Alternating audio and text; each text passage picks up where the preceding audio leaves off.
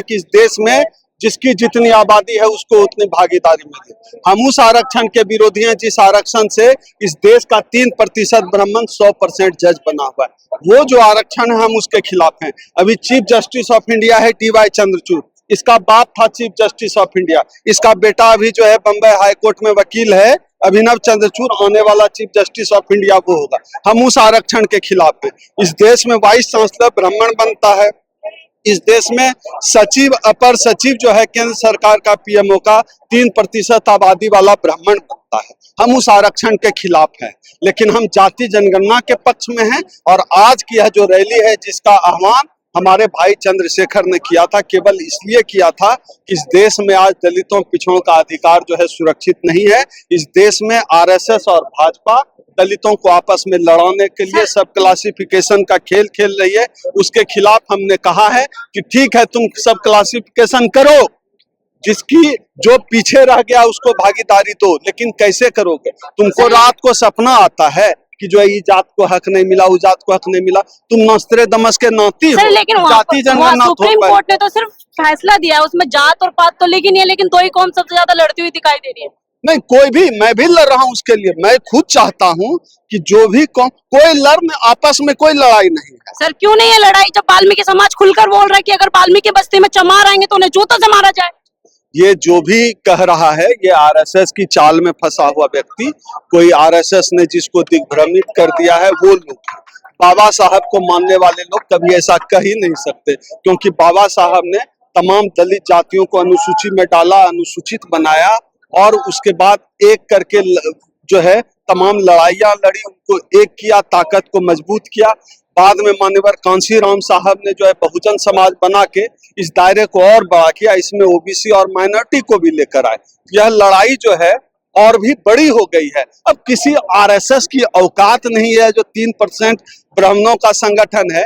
ये थोड़े अभी सुन लीजिए आप, थोड़े समय तक ये दिख सकता है क्योंकि इनके लोग सत्ता संसाधन में है, लेकिन यह बहुत आसान नहीं। आप देख लीजिए जो जन सैलाब उभरा, आपने अपने किसी वीडियो में शायद दिखाया भी हो।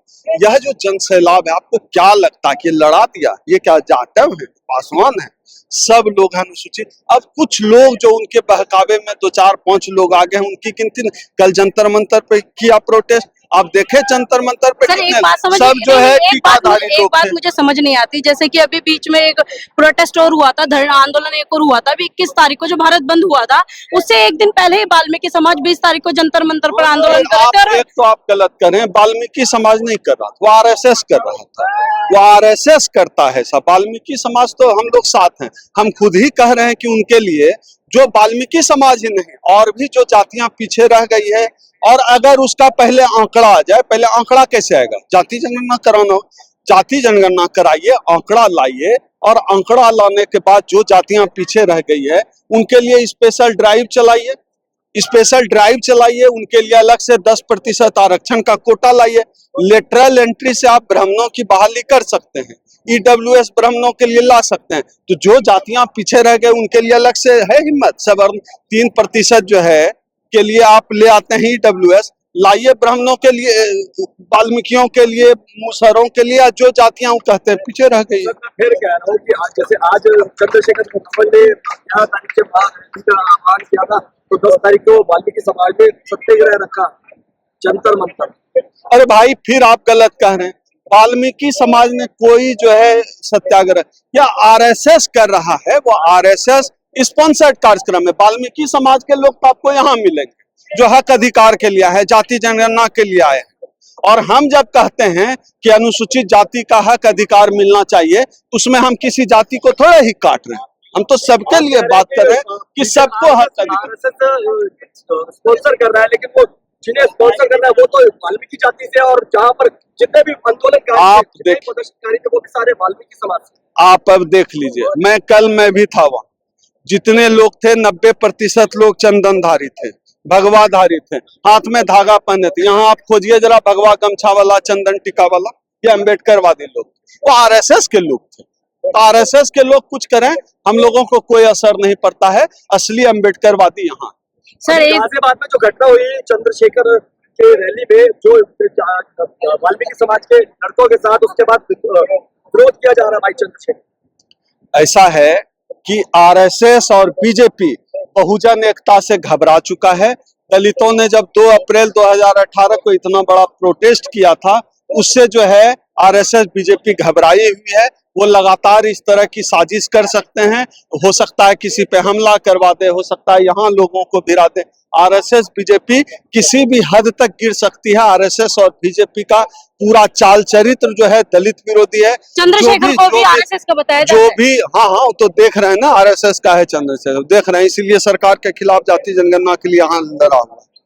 देखिए क्या है कि ये लोग ऐसे ही करेंगे, ऐसा ही भ्रम फैलाएंगे। चंद्रशेखर भाई इस देश के लोगों के दिलों में बसता है। इस देश आज देख लीजिए लाखों लोग आए हुए इसी बात के लिए। मैदान में प्रतिशत कैंसिल हो गया, वो दिल्ली पुलिस से इसने कहीं ना कहीं चंद्रशेखर रावण की पार्टी का अधिवेशन करने के चक्कर में। अब आप समझिए कि नरेंद्र मोदी की भी आज की तारीख में औकात नहीं है कि इतनी रैली कर ले और बिना पैसा दिए, बिना बस भेजे लोग आ जाए। ये अपने से आए लोग हैं, किसी को बस का भाड़ा नहीं दिया गया, किसी को ट्रेन का टिकट नहीं दिया गया। ये खुद आए हैं लोग, अपने पैसे से आए हैं, अपना खर्चा दिया है, अपनी एनर्जी दी है, तब आए हैं लोग। ये औकात आज की तारीख में पूरे भारत में चंद्रशेखर आजाद के अलावा किसी को नहीं।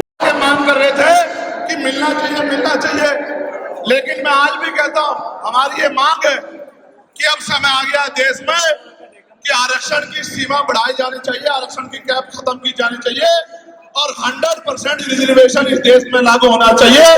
जिसकी जितनी संख्या भारी, उसकी उतनी हिस्सेदारी का लाभ उनको मिलना चाहिए। आप फिर कह रहा हूं, जातिगत जनगणना कराओ और 100% आरक्षण करो। मैं तो स्वर्ण जातियों का सबसे बड़ा हितैषी हूं और अपनी जो भी इबादत है उसको पूरा करते हैं। पुलिस प्रशासन का ये मानना था कि भाई पहले से ही वहां व्यवस्था व्यवस्थित रहेगी, क्योंकि एक बहुत बड़ा आबादी, एक बहुत बड़ी जनसंख्या निकलेगी।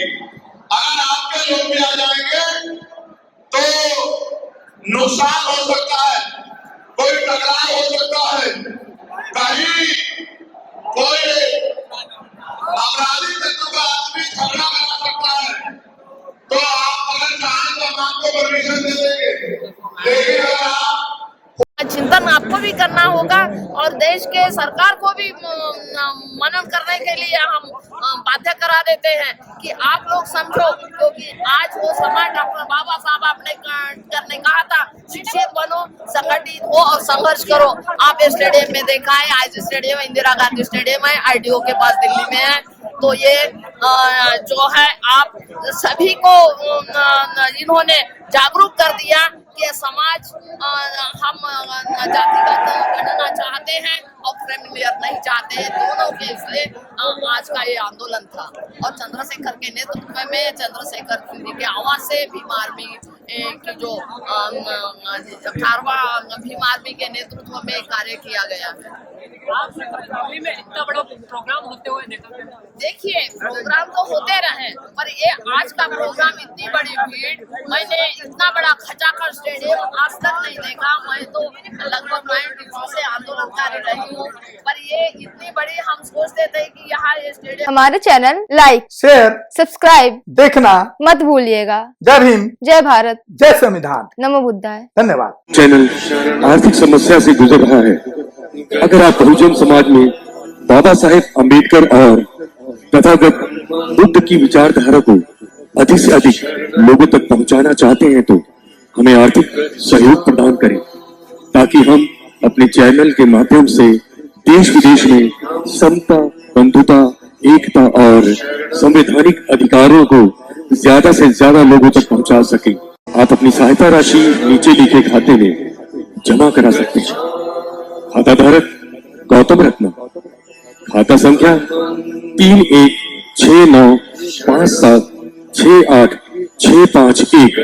IFSC कोड SBIN 0060336, बैंक भारतीय स्टेट बैंक।